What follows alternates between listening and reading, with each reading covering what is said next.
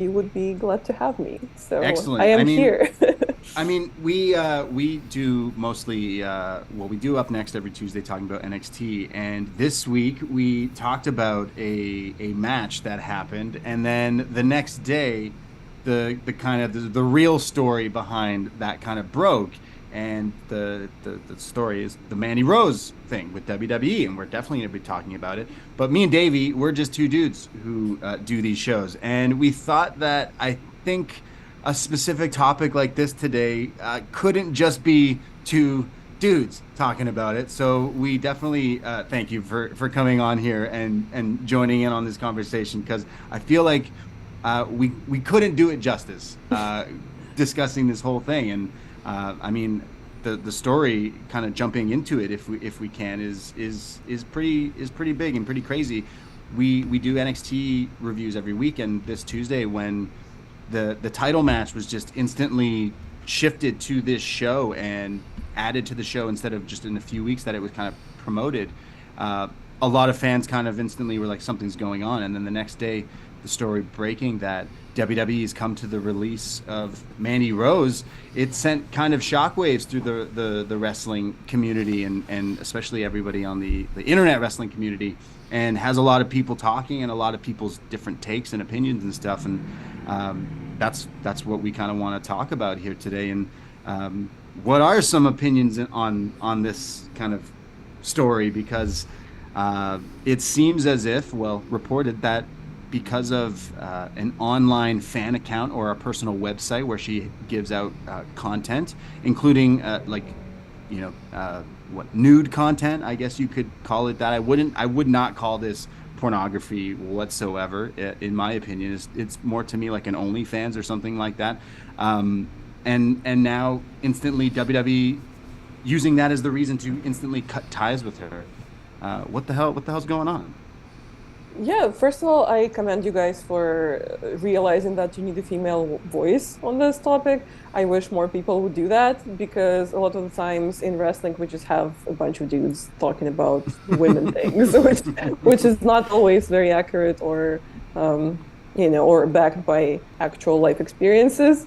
With the Mandy Rose thing, I actually had one of my tweets go like semi viral right after Fightful reported on the release. And I said that this is the same company that, according to Athena, who mentioned it in an interview with Chris Van Vliet, wanted her to present more sexual like Mandy Rose. So we had an actual name drop. We had other female wrestlers being told that this is what they have to be like. And now we have Mandy Rose possibly being punished for this exact thing. So people also did say in the comments that it was a different management back then, it was a different time, which they say it like it was 20 years ago. It was not. It was pretty recent, actually. But to me, it is a paradox and it is unfair. But the thing with this problem is that it's actually very, very layered. And a lot of the arguments that people make that might seem contradictory are both fair. So when we go into, why is this woman being punished for creating this premium content, quote unquote, right? And people say, it's because in her contract, it's mentioned that she's not allowed to make money off content outside of it. But then we have other insiders, and again, I'm basing this off of reports that I saw. We don't know what actually happened on the inside, but there's other reports that the company actually knew about the website, and it was, green light, they knew about it. But then suddenly they decided that the content is getting too racy, and that's when they decided to take measures. And the snowball just keeps going. It's like, this thing, but also this other thing. Yeah, there seems to be a lot of kind of contradictory stuff, because there was the whole kind of Twitchgate stuff a couple of years ago with Zelina Vega obviously getting her release for not stopping her Twitch account. And that seems to be something within kind of the new regime that has been relaxed. We have seen more people kind of pushing their Twitch and their outside content. And by all accounts, it does seem like people within WWE knew about Mandy Rose's account. By all accounts, she's making quite a bit of money from it. which you would think maybe in the past we've seen WWE kind of wanting to get their hands in there. But it seems to be like since some of this content got leaked publicly, that this release has come about, when these kind of images have been become a bit more racy and have been released online. And I don't know, there's that whole thing about, you know, oh well, sponsors and kids potentially seeing this or whatever, but that isn't a reason to punish her. Like, that is theft, that is piracy, whatever you want to call it. That is a crime against Mandy Rose, in a way no different from the Paige case a few years ago, where Paige had something, okay, that was private between sort of her and a boyfriend, but this is somewhat private between you and your paying customer. So it does seem a complete double standard, especially as you brought up the kind of edict for the women in NXT to dress like sexier, racier, which is, I don't think has changed at all since the new management. We still see those shots when Toxic Attraction come out. We still see them FaceTime each other while they're sunbathing or whatever. Like, nothing has changed there. Her whole promo videos for her kind of title run has been like, I'm sexy, I'm good looking, but I can wrestle as well. So they haven't moved away from that at all. So there's just a lot of things in there that are so contradictory, just like you mentioned. It's that, oh, she was making content, but it's quote-unquote sexual content, as opposed to Zelina's Twitch that she was allowed to keep, and other wrestlers have YouTube channels. But then we have, and I don't want to name drop because I don't want to make it sound like I'm blaming someone, right? But there's female wrestlers on the main roster who actively sell similar content. Then we come to the point of, oh, but this website was too adult. But where does that come in? Like, what's the measure of a content becoming too adult? Because even on my tweet, I had someone comment that, like, oh, Mandy Rose is making literal porn. And my question was, what do you mean by literal porn? And I guess some of the pictures that were leaked could be interpreted as that. But this is just us nitpicking at levels of someone's sexuality that they're comfortable expressing, and that's just really not our place to do, or for that matter, not the company's place to do. Because if we have several people doing similar types of content, you can't cherry pick what's good and what's not. And then the Mattel deal comes in, because a big point in the story was not even the WWE contract, but that WWE has the agreement with Mattel, obviously, to produce toys that we all know and love. And Mattel largely caters to kids, so that we can't have someone producing sexual content on the internet. But then again, like you said, it was appropriately paywalled, it was appropriately age restricted, and it was stolen. So yes, how is it different from Paige's scandal? How is it different from Seth Rollins? How is it different from Matt Riddle? To me, it really is not. I will say, like, I do agree with that. I will say that if you are putting something out there, that like there is a way bigger chance of that happening. I know there's looks of people like on social media that it looks like some people who were either actually leaking this stuff or finding the leaks and then posting it and basically adding Mandy Rose or tagging and like blatantly taking this, like, you know, this content is behind a paywall and blatantly putting it out there.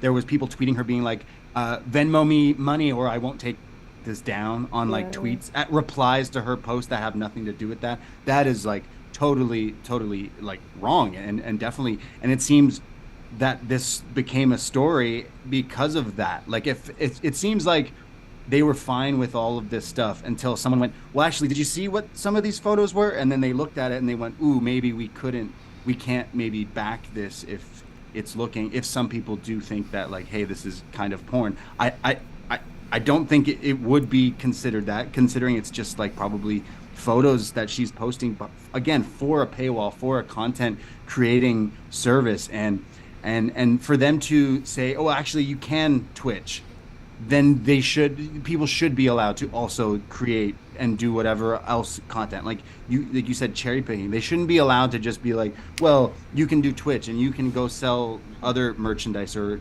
create other stuff using your WWE affiliated name. Then people should also be allowed to do this. What I think is like the unfortunate part of this is someone obviously decided to leak this but then to go into it even further, that someone has now like lost their job because of this.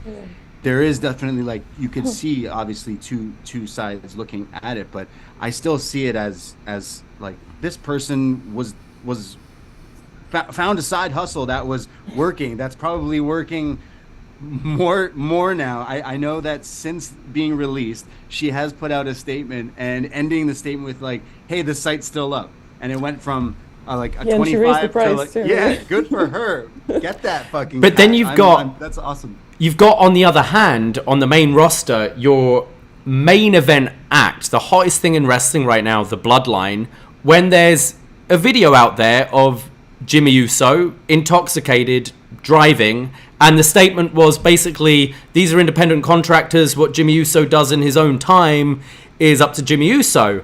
And that's, that's not behind a paywall, that's for anyone to access and see.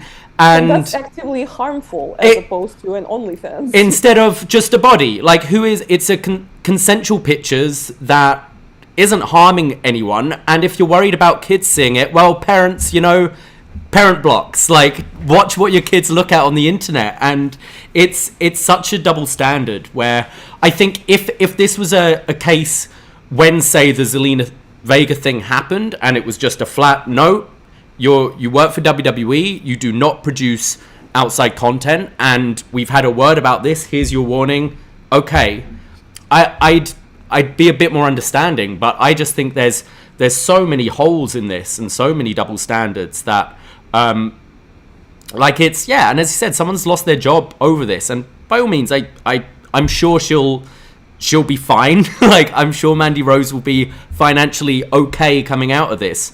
But it just leaves a really icky taste in your mouth, especially when, we're going to move on in a second talking about Vince McMahon, and then the double standards just scream even louder.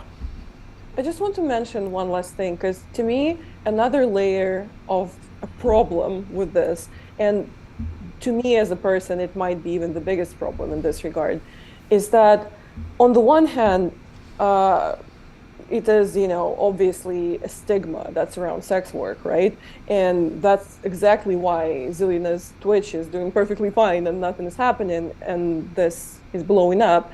But also, even though I do feel like, obviously, sex work is work, we need to protect sex workers, but in the wrestling industry specifically, and especially lately, this past maybe 3, 4, 5 years, women have been actively encouraged, if not to say pushed, into sex work. It's just so expected, it's just so default. Like, if you're a woman in wrestling, not even a performer, like, I'm also judging by my own experience. You're not even a performer, you're not even actively wrestling, you're just somewhere adjacent. And it's not even the question of when someone goes into your DMs or someone leaves a throwaway comment. It's not even, do you have an OnlyFans? It's, what is your OnlyFans? Just because it's so widespread, which in itself is not a bad thing at all. But it is a bad thing that it's so expected, that it's so almost required out of women's wrestlers right now. And there's just such a disconnect of how, on the one hand, you are pushed to be sexual, again, going back to the Athena story, you're pushed to have this kind of content, but then you do like there's one misstep. You're walking on eggshells all the time. There's one misstep and you're instantly punished for it and you're instantly shunned for it. And that, to me, is the biggest problem with this. How actively women are pushed into monetizing their sexuality, but then the second it actually benefits them and not the company, not the fans, not the whoever or whatever else, then it's the problem. And that, to me, is the saddest part of the story.